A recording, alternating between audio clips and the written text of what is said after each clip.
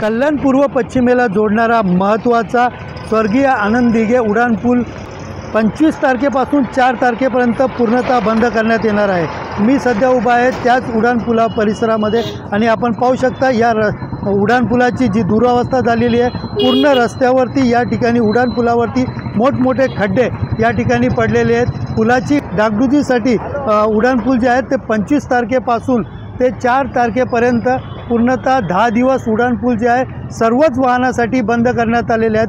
विशेषतः या उड्डाणपुलावरनं वालधुनीपासून कल्याण पूर्वेमध्ये विठ्ठलवाडी परिसरात येण्यासाठी हा मार्ग पूर्णतः बंद राहणार आहे। यासाठी वाहतूक पोलिसांनी पर्याय मार्ग वापरावा असे आवाहन देखील केलेले आहेत। एकंदरीत वालधुनीपासून कोळसेवाडीत येण्यासाठी अन्य जो पर्याय आहे शिवाजी चौकापासून पत्रीपूल चक्कीनाका परिसरापर्यंतचा आणि त्याचबरोबर उल्हासनगरवरनं विठ्ठलवाडी परिसरचा जो रस्ता आहे तो विशेषतः लोकांनी अवलंबावा आणि वाहन चालकांनी पर्यायी रस्त्यावरनं आपली वाहनं चालवावी असे पर्याय वाहतूक पोलिसांनी दिलेले आहेत। असे आदेश व निर्देश देखील या ठिकाणी काढत आव्हान देखील केलेले आहेत। मात्र हा महत्त्वाचा पूल बंद झाल्यावर शहरातील अनेक ठिकाणी मोठ्या प्रमाणात वाहतूक कोंडी होण्याची शक्यता देखील वर्तवली जात आहे।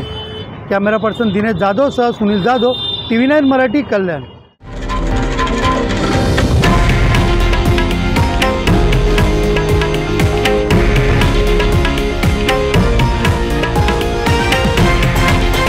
हे आहे देशातील नंबर 1 न्यूज नेटवर्क आणि आपण पाहत आहात TV9 मराठी, एकमेव।